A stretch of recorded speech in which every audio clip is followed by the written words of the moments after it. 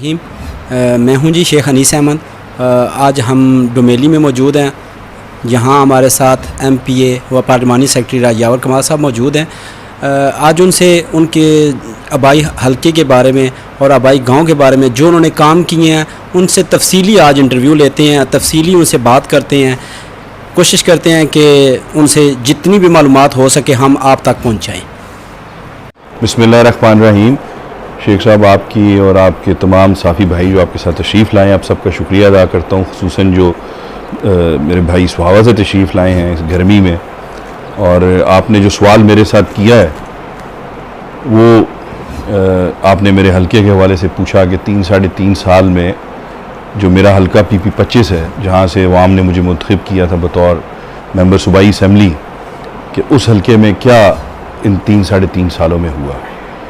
अब देखें, आप ज़िम्मेदार लोग हैं, ये इलाके का आपके अंदर भी दर्द था, तो आप लोगों ने इस मुश्किल शोबे को चुना और आपने सारों ने सहाफ़त शुरू की, क्योंकि ये दोनों बड़े नाजुक शोबे हैं, एक सियासत का और एक सहाफ़त का, कि यहाँ आपको पजीराई कम मिलती है और बुरा भला ज़्यादा कहा जाता है। तो मैं समझता हूँ कि आपने भी ये बड़ा दलेराना शोबा चुना।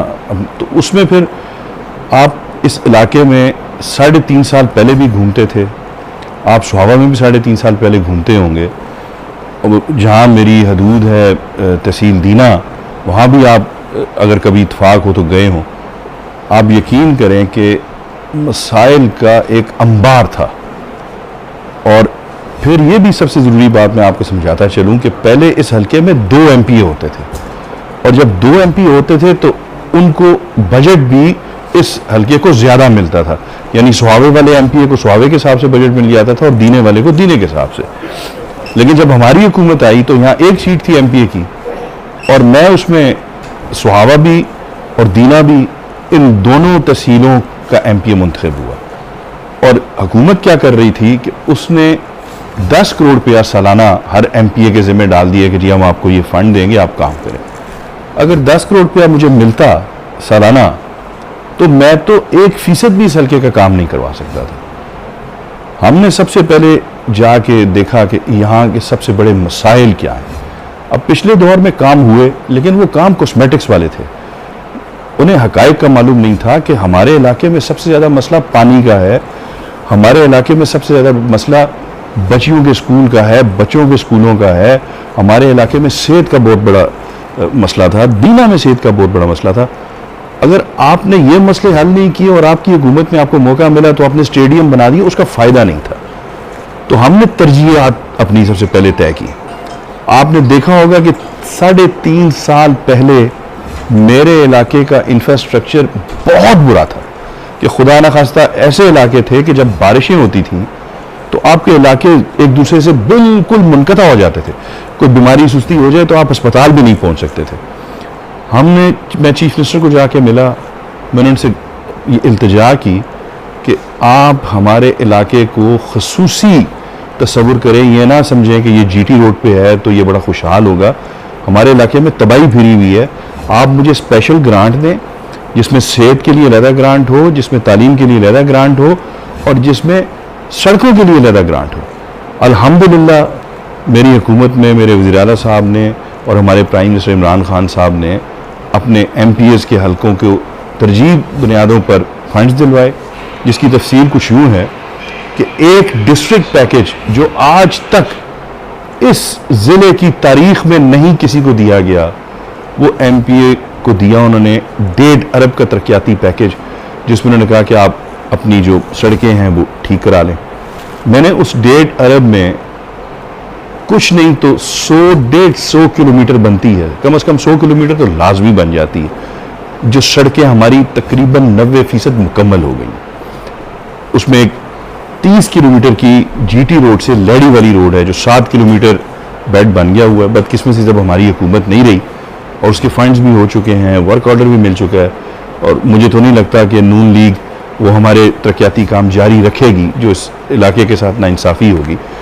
मैंने डिस्पेंसरी बनवा दी स्टेट ऑफ द आर्ट दीना में, जो पिछले 10 साल नहीं बन सकी। जगह भी एक बंदे ने, यानी हद आप देखें सितम ज़रीफ़ी की, कि एक बंदे ने दर्द दिल रखते हुए दीने के दिल में अपनी ज़ाती ज़मीन हुकूमत को दी कि आप यहाँ डिस्पेंसरी लगाएं। डिस्पेंसरी के नाम पे पैसा भी इकट्ठा किया गया। जब हमारी गवर्नमेंट आई, मैं एमपीए मुंतखब हुआ, मुझे वो लोग वहाँ लेकर गए और उस डिस्पेंसरी के अंदर पूरे मोहल्ले का कूड़ा करकट था और 7 भैंसें बंधी हुई थी। मैंने जाके उस डिस्पेंसरी का पैसा मंजूर करा के अल्लाह की मेहरबानी से वो डिस्पेंसरी मुकम्मल हो गई। इकबाल टाउन दीने का आप किसी से पूछ लें कि कोई रास्ता ही नहीं था, कोई, आप बारिश हो पैदल भी नहीं जा सकते, सड़कें बना दी वहाँ और बेशुमार काम हुए हमारी हुकूमत में। ये बाईपास बना जीटी रोड से जो मंगला वाला है, ये हमारी हुकूमत, उस्मान बुज़दार का फंड है ये।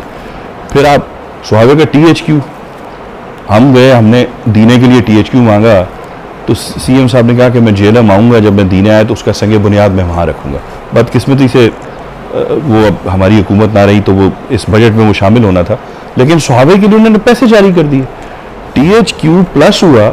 आप मुझे बताएं कि DHQ में शायद इतनी, क्योंकि बड़ा हॉस्पिटल हो ज़रूर होंगी, लेकिन इस ऑक्सीजनेटेड बेड वहाँ भी नहीं है। यहाँ ऑक्सीजनेटेड बेड भी आए, हमने डेंटल का म्यार वहाँ बेहतर करवाया, हमने आई स्पेशलिस्ट वहाँ ला के बिठाया, गायनी का वहाँ आप वार्ड्स जाके देखें, ऑपरेशन थिएटर जाके देखें, आप वहाँ की जो विजिटर गैलरी है जहाँ लोग मुसाफिर जो मरीज़ के साथ लॉयकीन आते हैं वो बैठते हैं, उनके लिए हमने बेहतर जगह बनाई। यानी हमने बेशुमार पैसा वहाँ लगवाया हुकूमत का, जिसकी वजह से THQ प्लस हुआ और अब सुहावा का THQ पिछले 3 सालों में पहले और दूसरे नंबर पे आता रहा पूरे पंजाब में। तो ये हमारी काविश थी। मैं हेल्थ काउंसिल का मेंबर होता था, हर मीटिंग में मैं बोलता था, और आप हैरान होंगे, ऑर्थोपीडिक सर्जरी मैंने पहले साल, तब दूसरे साल गालबन DC जफा साहब थे, वो भी हेल्थ काउंसिल के मेंबर होते थे by virtue of his office, तो मैंने वहाँ ऑर्थोपीडिक सर्जरी पूरे डिस्ट्रिक्ट के लिए फ्री करवाई। यानी अब आप जाए, खुदा ना खास्ता किसी की एक्सीडेंट हो जाता है, वो जाए अस्पताल, सिविल अस्पताल, अगर वो आपसे पैसे लें या आपको कहें कि प्लेटें बाहर से खरीद के लाएं जो सर्जरी में डलती है, तो ज़्यादती करेंगे। हमने अपने दौर में ये सारी फ्री करवाई थी। इसके अलावा अब बेशुमार पुल बन गए हमारे इलाके में। उस वक्त हमारे जो MNA थे, मेरी उसकी कोऑर्डिनेशन बहुत अच्छी थी, हमें बेशुमार फंड्स मिले और मैं कम से कम ये आपको यकीन दिलाता हूँ कि मैं जब भी वज़ीर आला को मिला हूँ, मैंने कभी किसी अफसर को तब्दील करने की बात नहीं की। मेरा यही होता था कि जी आप अफसरान अपनी मर्ज़ी से लगाएं, हमें कोई एतराज़ नहीं है, लेकिन हमें फ़ंड्स दें। सुहावा में हमने, मेरे पास वहाँ कोई सरकारी जगह नहीं थी मौजूद कि जहाँ हम स्टेडियम बना सकते। एक ग्राउंड था, उसके लिए मैंने 2 करोड़ रुपया गवर्नमेंट से मंजूर कराया। आपने देखा 80% काम मुकम्मल हो गया। और फिर भी मैं ये अर्ज़ करता चलूँ कि ये बहुत बड़ी ज़्यादती होगी कि अगर जो हमारी हुकूमत चीफ मिनिस्टर की ADP में सुहावा डैम मंजूर हुआ वो ना बने। वो मेरा मसला नहीं है, वो मुझे उसके लिए कोई पॉइंट स्कोरिंग भी नहीं करनी। मुझे डिपार्टमेंट वालों ने बताया कि अगर यहाँ डैम ना बना तो 7-8 साल बाद सुहावा बाकायदा करबला बन जाएगा, और खुदा न खास्ता। फिर मैंने सोचा कि अगर ये डैम तो मंजूर हो गया है, इस बजट में इसके पैसे भी आ जाएंगे, और अगर आज शुरू हो तो फिर भी 2-3 साल लग जाएंगे। और इस दौरान अब ये भी ज़हन में रखिएगा कि कोरोना आया, 2 साल बदतरीन मईशत का बुरा हाल था, इसके बावजूद मैं तरक्याती फंड्स लाता रहा। तनकीद बहुत आसान है कर देनी कि जी ये भी नहीं हुआ, वो भी नहीं हुआ। 21 यूनियन काउंसिल में किसी एक यूनियन काउंसिल में चले जाएं जहां हमारी हुकूमत का फंड ना लगा हो तो मैं सियासत छोड़ने पे तैयार हूँ। हर यूनियन काउंसिल में हमारा फंड लगा, बहुत कम ज़्यादा, लेकिन लगा ज़रूर।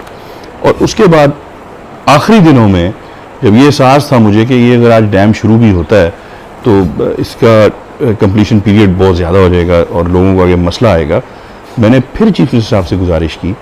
तो अल्लाह की मेहरबानी से आखिरी महीने में जब हमारी गवर्नमेंट टूटी, उसके आखिरी महीने में वाटर सप्लाई का नए 2 कुआं का, परपेचुअल वेल्स का, टरबाइंस का बकड़ाला और सुहावा के लिए, और एक अडराना का हमारा वाटर टैंक जो उनकी वाटर सप्लाई का है वो बिल्कुल गिरने वाला हुआ था। ये 3-4 करोड़ रुपया मैं आखिर में फिर ले आया, जिसके टेंडर्स हो गए हैं, जो वर्क ऑर्डर्स हो के ठेकेदारों ने वहाँ काम शुरू कर दिया। तो ये ऐसे नहीं हो जाता कि आप घर में बैठे हुए और ये सारा कुछ हो गया। बेशुमार काम हुए, अल्लाह ने बड़ा करम किया। आप उसका मुआवजा पिछली जिस मर्जी हुकूमत से कर लें, ये मैं हमेशा कहता हूँ, मेरा चैलेंज है। और आखिरी जो भी हम ADP की स्कीम्स दी थी, जिसमें कोई भी फिर सड़क नहीं रह गई थी, जिसमें जो वादे चीफ मिनिस्टर साहब ने हमसे किए हुए थे वो इस बजट में आने थे, लेकिन बदकिस्मती से वो ये जो भी सियासी मामलात बन गए, सियासी मामलात में हम लोग अपोजिशन में हैं।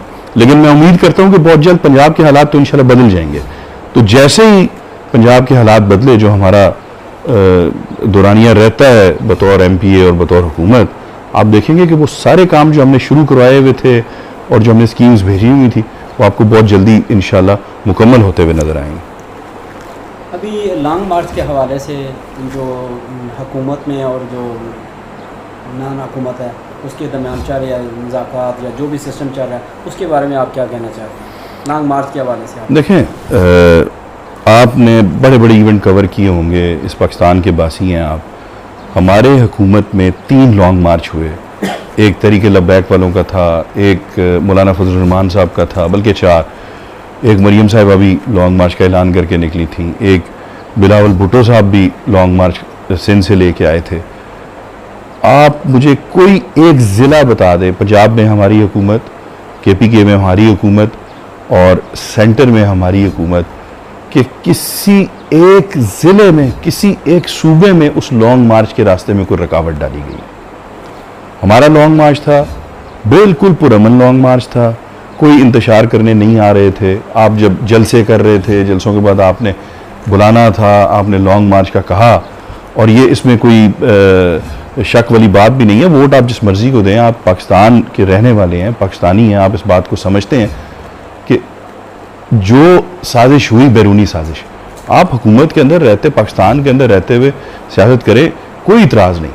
लेकिन बैरूनी आकाओं के कहने पे एक साजिश तैयार हुई, उस साजिश के ज़िमन में हमारी हुकूमत गई, तो उसका सीधा साधा मतलब ये था कि आप इस कौम को, पाकिस्तानी अवाम को आप ग़ुलाम बनाना चाहते हैं। वो तो उसके ख़िलाफ़ मार्च था। तो पूरे पंजाब में जितनी बदतरीन पुलिस गर्दी की गई, इतनी रुकावटें, इतनी तो किसी बदतरीन आमर के दौर में नहीं हुआ। ये तो सीधा साधा ऐसे है कि आपने मेरे हाथ भी बांध दिए, आपने मेरे पाँव भी बांध दिए और मुझे कहा लगा 100 मीटर की दौड़। ऐसे तो हो नहीं सकता। कोई जिला मुझे बता दें, यानी ये तो उसको तो छोड़ें जो आपने देखी फॉशिज्म की मिसाल, कि आजकल आप झूठ नहीं बोल सकते, आप छुपा भी नहीं सकते। अब आपने हर चैनल पे देखा, आप लोगों को तो पकड़ रहे थे, समझ में आता है कि जी आप सियासी वर्कर को पकड़ रहे, इसकी क्या जवाब है कि जो निकाब पोश गाड़ियां तोड़ते रहे शरीफ लोगों की। यानी वो एक अपनी मोहब्बत का इजहार करने या अपने जज्बात का इजहार करने इस्लामाबाद आ रहे हैं, आप पुलिस उनको रोकती है और पुलिस की मौजूदगी में उनकी गाड़ियां तोड़ी जाती और इसका कोई नोटिस नहीं लेता, कोई इदारा इसके बारे में नहीं सोचता।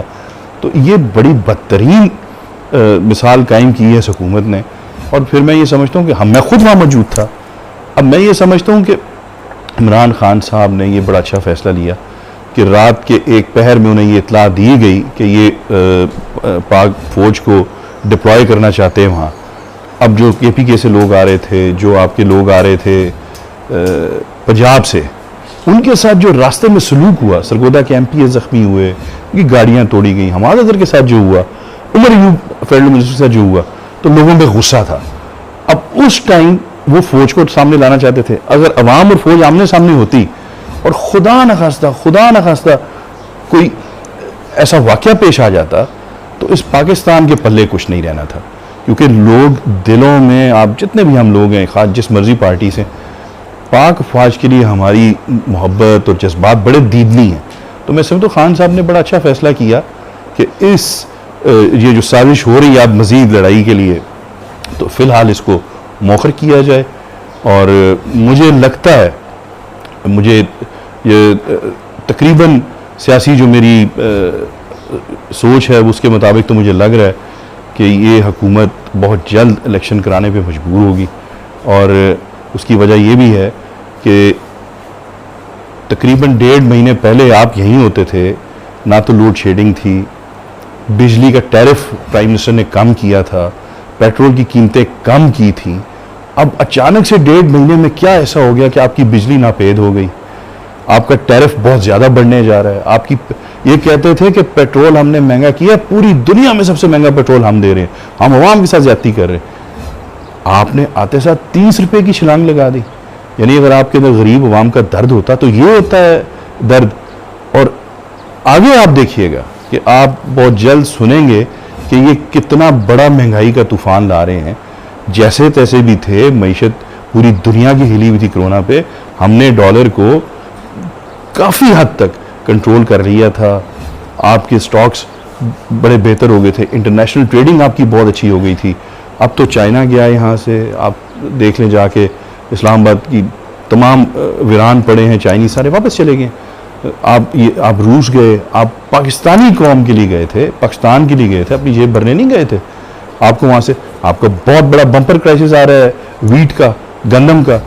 आपने वहाँ जाके उनसे तय किया कि हमें इस कम नरखों पे हमारी डिमांड पूरी की जाए। आप तेल वहाँ से सस्ता ले रहे थे, जो जिसकी यहाँ आ जाना था तो आपको अगले 2 साल मसला ही नहीं होना था। लेकिन आपने सिर्फ किसी एक आका को खुश करने के लिए ये सारे प्रोग्राम मलिया मेट किए, और इसी ज़िम्मन में वो लॉन्ग मार्च थी। और इंशाल्लाह मैं उम्मीद करता हूँ कि ये बहुत जल्द इस हवाले से ये कौम इंतखाब देख रही है। अभी लास्ट में अभी आप लॉन्ग मार्च पे गए थे इस्लामाबाद, तो आपके पीछे रिफत ज़ैदी साहब हैं जो आपकी पार्टी के कारकुन हैं, उन्होंने एक बयान जारी किया था, उसके बारे में आप देखिए, ये पहली तो बात ये है कि मेरा तो पहला सीरियस सवाल ये है कि वो पार्टी के कारकुन हैं भी या नहीं हैं। कि खाली बयान दे देना, मैं नहीं समझता कि मैं उनको इस काबिल समझता हूँ कि उनके बारे में ज़्यादा बात करूँ। लेकिन आपने सवाल किया है तो मेरे पास बेशुमार चीज़ें हैं बताने के लिए, बेशुमार बातें मैं कर सकता हूँ। लेकिन मैं आपको एक मिसाल देता हूँ कि उनकी जो जहनी हालत है मेरे बारे में वो यही है कि ग्रां दा एक साढ़े को ऐसे इलाके च एक मशहूर है कि एक मरासी सी, तो वो हर वेले एक वड्डे चौधरी नूं ना बुरा भला कहंदा सी। तो एक दिन बंदा उसको क्या हो सके, यार तेरा मसला की है? वो चौधरी तेनू ना तंग करता है ना तेनू कुछ कहता है, वो लोगों के काम काज करता पे, लोग उन्हें पसंद करते हैं, तू क्यों बुरा भला कहता है? तो मरासी कहने लगा, जनाब अगर मैं चौधरी नूं बुरा भला नहीं कहांगा तो मैं कौन से आनेगा? तो उनके लिए तो मैं सिर्फ इतनी गुजारिश करूंगा, इसके बाद तो ना मैं उनसे उनके बारे में कोई बात करना चाहता हूँ। उनका जो दिल है कहें करें, और ये पार्टी की खिदमत नहीं है जो वो कर रहे हैं। ये हो गया। आप अपने इलाके के लोगों के उनको कोई पैगाम देना चाहते हैं या इस हवाले में कुछ पैगाम करना चाहते हैं? देखें किस हवाले से, मतलब अभी इलेक्शन भी आने हैं, नए इलेक्शन, जमात भी ख़त्म हो गया, मतलब जमात तो ख़त्म नहीं हुई लेकिन इलेक्शन आपकी हुकूमत ख़त्म हो गई है।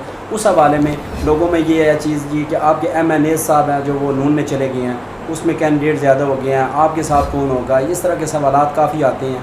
इस बारे में आवाम को क्या पैगाम देना चाहते हैं जो आपके सपोर्टर हैं, जो आपके वोटर हैं उनको? देखें, सबसे पहली तो बात ये है कि PTI पहले से ज़्यादा मजबूत हुई है। इस लॉन्ग मार्च में इनका हमारा कारकुन, मेरे समेत मैं भी एक कारकुन हूँ, ये मैं एक क्रॉनिक हार्ट पेशेंट हूँ, और मैं जब लॉन्ग मार्च में गया मैंने शेलिंग भी खाई, कुछ नादान दोस्तों ने उल्टी सीधी बातें की। एक मेरे भाई ने आज भी एक वीडियो पैगाम डाला हुआ था, एक 4 दिन पहले भी डाला था कि मैं शायद इस्लामाबाद जाके बैठ गया हूँ और अगर मैं वापस नहीं आया तो मेरे ख़िलाफ़ एहतजाज करेंगे।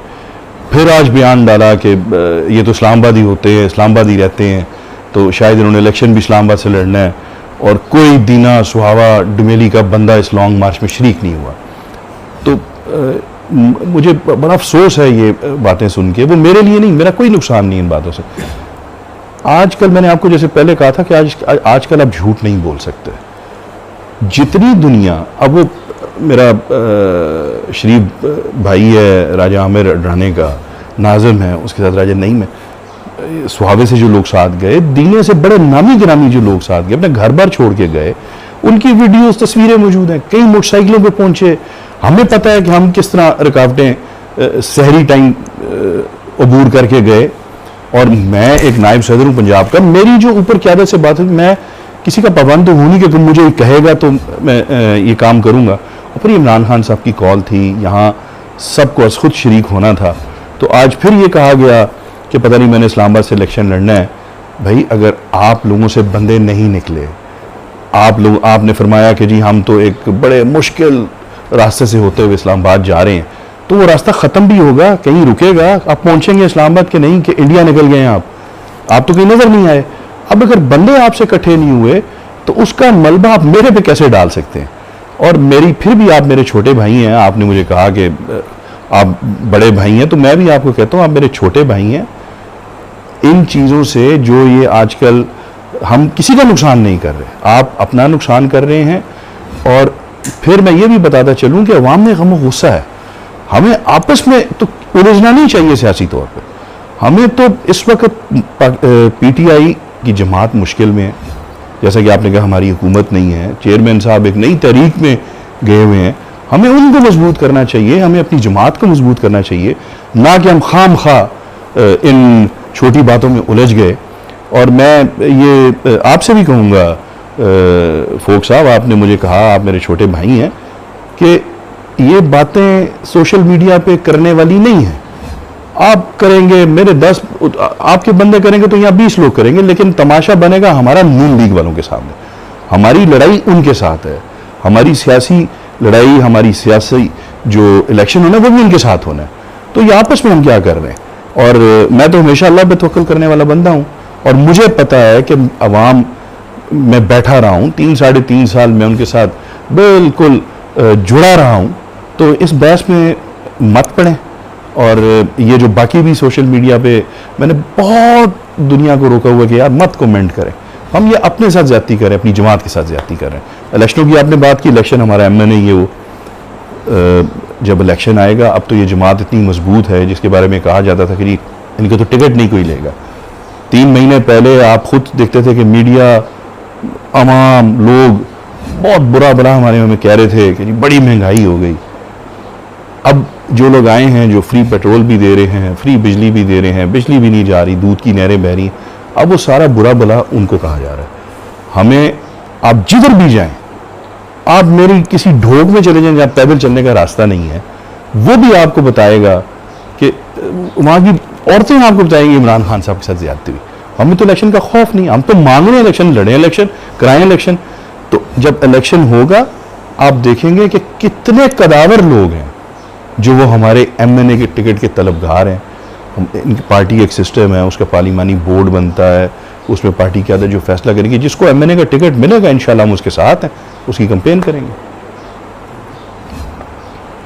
सर भी खान साहब की अगर दोबारा कॉल आए लॉन्ग मार्च के हवाले से, तो जैसे आप पहले कह रहे हैं कि मैंने रब्ता था मेरा, मैं खुद मैंने पहुँचना था, मैंने किया हूँ, अभी दोबारा से आपने ऐसे ही करना है कि या आप अपने वर्कर से साथ लेके चल रहे हैं या उनको क्या पैगाम देना? तो देखें, पहली तो बात यह है, कुछ वर्कर ऐसे हैं जो खाम खाब, मुझे नहीं पता किसके कहने पे क्या चढ़ा रहे हैं। खान साहब का जलसा हुआ था जेलम में, सबको दावत आम थी। मैं खुद यहाँ डुमेली से जुलूस लेके हमने तरक्की जोड़ का मुकाम तय किया था, वहाँ सावे वालों ने इकट्ठे होना था और वहाँ से हमने इकट्ठे जाना था आगे दीने से हमने अपने हल्के के लोग लेके जलसे में जाना था। तो ये जो तनकीद कर रहे थे कल परसों, इनमें से तो कोई बंदा जलसे में आया भी नहीं। वो खान साहब का जलसा था, मेरा जलसा नहीं था।